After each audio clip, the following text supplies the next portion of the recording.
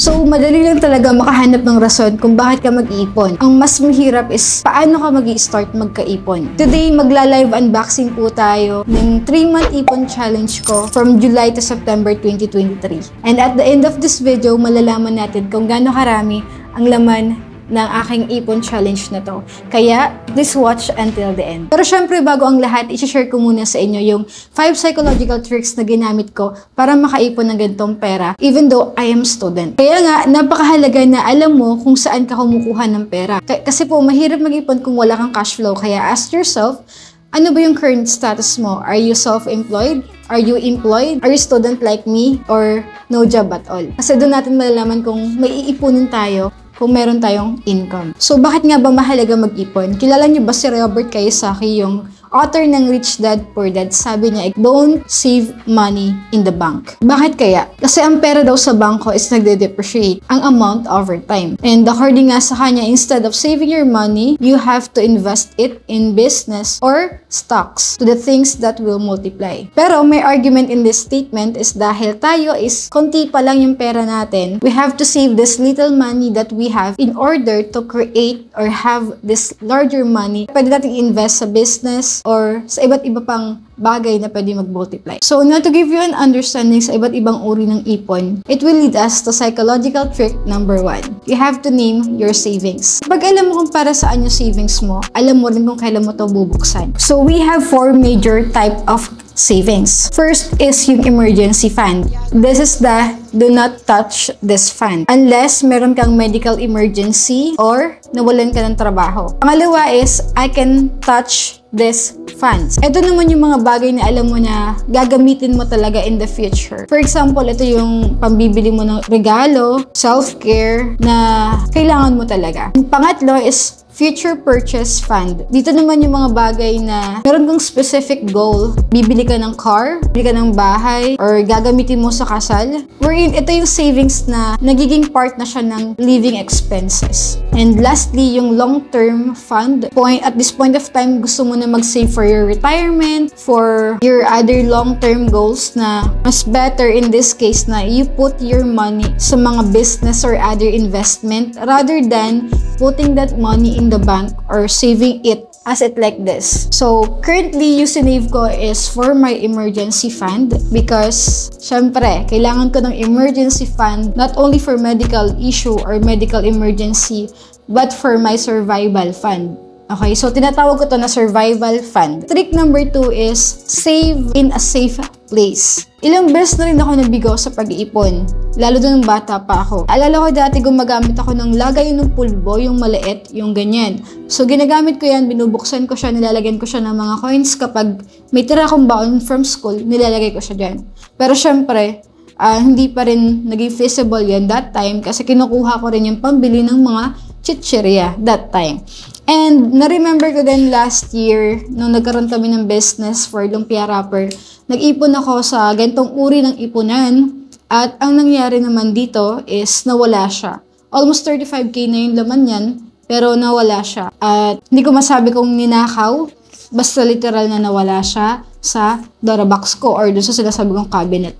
Kaya mahalaga na mag-save ka sa safe place. Akala mo marami ka ng ipon, yun pala wala. Maaring nawala or nanakaw. Kaya mas better na ikaw lang yung nakakaalam ng lugar na pinag-save-ban mo. Kaya nag-save ako sa ganitong lagayan, hindi dahil sa safe siya, kundi since dito lang naman ako sa apartment, mag-isa lang ako, mas larger siya. So, yung possibility na mag-iisip ako na mas larger siya, mas kailangan ko siyang punuan. So, yun yung psychological trick number 2. And psychological trick number 3 is save before spending. So, kapag may income ka, ang tendency, bibili ka na ng mga gamit na kailangan mo, ng pagkain na kailangan mo, and nalilimutan mo na makapag-save. So, mas better na mag-save ka na muna bago ka mag-spend. Sa ganung paraan, didisiplina ka na kailangan mo palang magtipid kasi may savings ka ngang inuuna na kung saan makakatulong din naman sa inyo in the future. So, trick number 4 is eat before you go out shopping or buying grocery. Ito effective to para sa akin. Ito talaga yung ginagawa ko kasi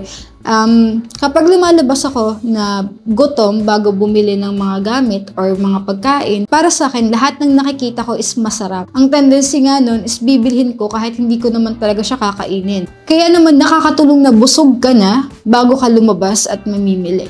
para maiwasan natin yung compulsive buying or buying unnecessary things. So, trick number 5, last but not the least, is the 30 days ruling. Karaniwan ko itong ginagamit kapag bibili ako ng mga expensive na bagay, na gadgets, katulad ng camera, other things na worth more than 10,000 pesos. After 30 days kasi, malalaman mo na gusto mo pala talaga yung bagay na yun, or kailangan mo yung isang bagay na yun, at hindi lang siya dala ng trending, for the clout, or other external factors na maaaring naka-impluwensya sa'yo para bilhin yun, like advertisement sa Facebook, yung friend mo na nag-recommend sa'yo na bilhin mo yung isang bagay. So, yung 30 days ruling is very effective siya para maiwasan mo yung pagiging compulsive buying, at the same time, yung wrong decision sa pagbibili ng mga gamit, lalo na kung mahal yung gamit na bibilhin mo. Yun na nga yung 5 psychological tricks na ginamit ko para makaipon ng ganitong kalaking pera. And ngayon, mag-unboxing na po tayo ng ating Ipon Challenge.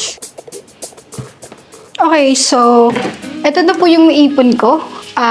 Actually, ang goal ko talaga dito is mapuno. Pero dahil kinailangan ko na nga ngayon, wala na kasi akong pera. So, hindi ko siya napuno.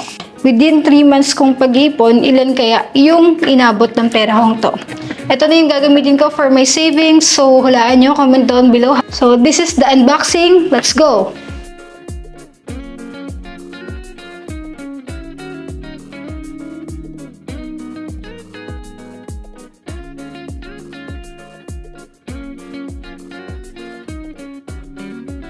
One, two, three, four,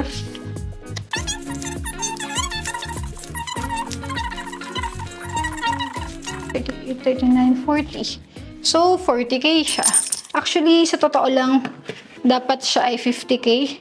20 plus 10, 50k. Pero nung nag-birthday ako, kinuha ko yung 10k para mag-celebrate. Kaya 40k na lang yung natira. So, para sa akin guys, importante na mag-save kasi kapag mga ganitong times na wala ka ng pera, wala ka ibang mapagkunan, so, meron kang dudukutin. So, abangan nyo kung paano tayo makakahanap ng trabaho pagkakitaan para makapag-ipon ulit.